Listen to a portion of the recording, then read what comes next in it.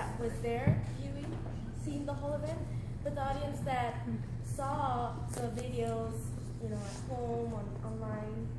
And so the basic, you guys already know the basic storyline, but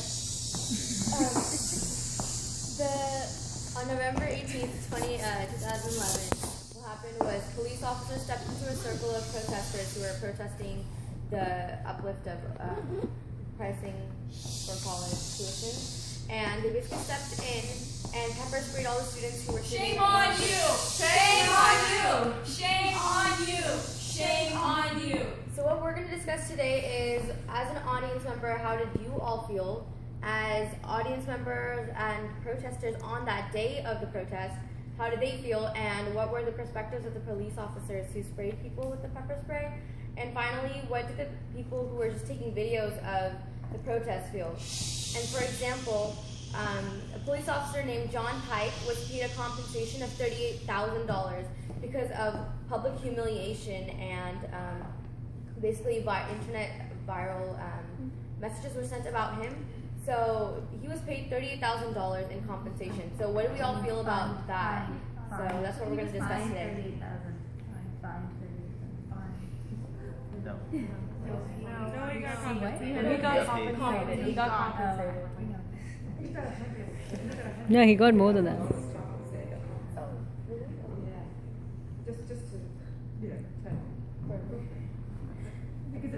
Because of how he was psychologically affected. So this discussion is open to all of you guys as well, but what do you think about the situation? The police officer came in, he sprayed the protesters, and then he was basically ridiculed online. Memes were sent about him, or were written about him, and he was paid $150,000 in compensation. What do you guys feel about that? Well, as an audience watching it, it did make me kind of angry. And I feel like, actually at the time, this happened in 2011, so at the time, I got kind of firsthand on it as well, because my sister was actually working at Dutton Hall, and so she went outside and she took pictures and she sent them to us and she was telling us about it. But still being in high school and not really caring what's going on, I didn't really think about it as much. But then that same year, my other sister who was attending UC Santa Barbara was with a group of students from all UCs, UC Davis, every UC. They went as a group to Washington, D.C. for the same reason, because they wanted to lower prices on tuition and all. And she actually got arrested for protesting in front of Sallie Mae while she was in Washington, D.C. And so at first, when my oldest sister was telling me about it, who was working here, I thought, well, okay, it's all these college students. I was like, oh, I didn't have really insight about it. But I guess as soon as my other sister got arrested, and she one day during the holidays she came home and she was talking really passionate about how this is gonna affect me right then and there. Now that I'm here, I see all those students and all those people, and I just think wow, my own family and stuff, and there's people out there fighting for this. And as the audience, the way I saw it was just it changed my entire perspective of what I saw then and what I see now, because now as I'm a student and I see the struggle, it's a lot different perspective. Yeah, for me, I remember seeing the videos and all over the news and everything of all the different Occupy movements and any protests that ever have gone on throughout our lifetime and stuff. And it's always I always felt kind of bad. I always felt bad for the protesters who are getting being attacked by the police and stuff like that for protesting. But when I watched this video, now being a UC Davis student and having been in the quad just earlier the day I watched the video, I'm wow, this was here, this happened. To me it was kind of a little trauma. I was just whoa, this can actually happen. Personally, people who are seniors that were here when this happened, and just to me it's kind of crazy to actually feel more emotion behind it, because now I'm a student here and seeing that this happened.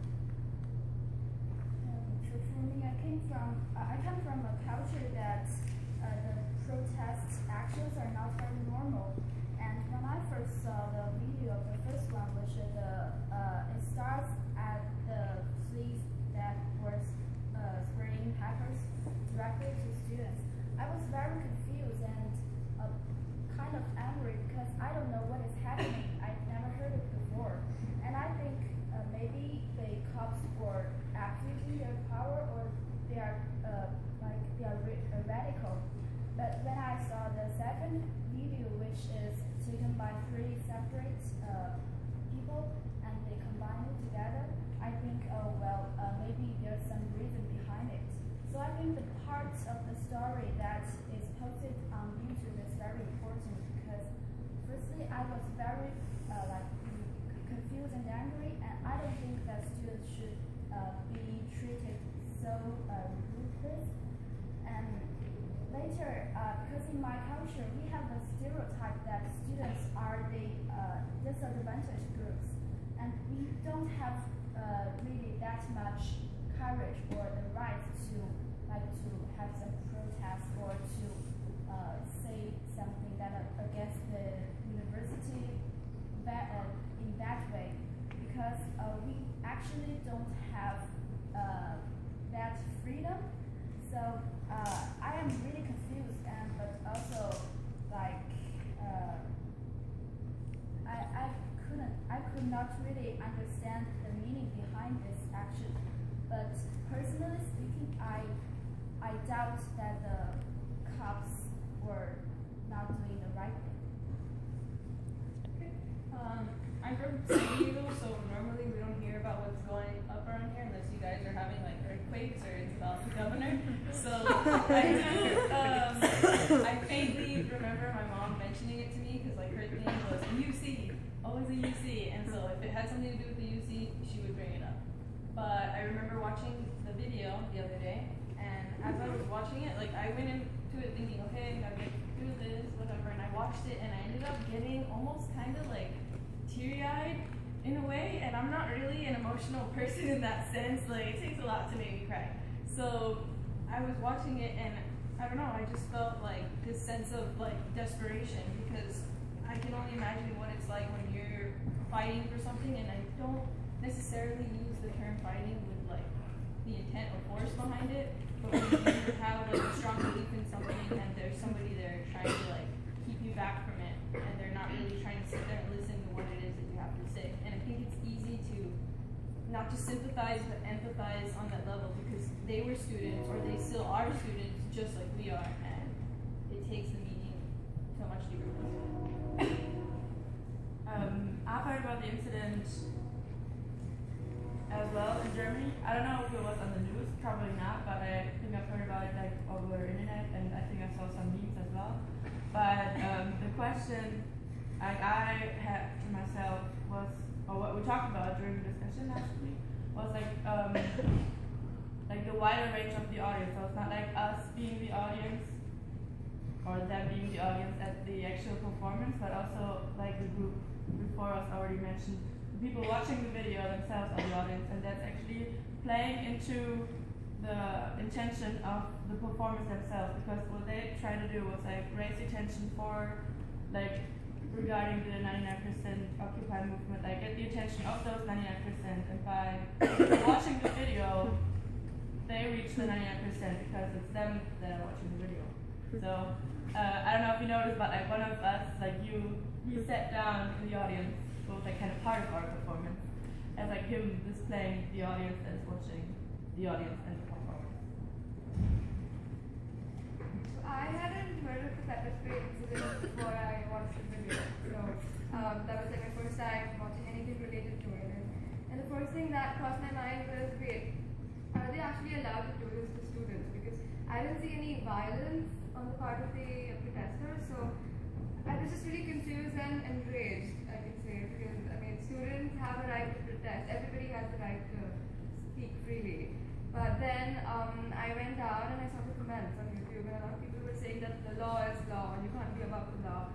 But I didn't quite agree with that because, well, the law is law, but you also have freedom of speech. So I think they weren't right on their part to use pepper spray to kind of like bring the peace there. I was a little enraged.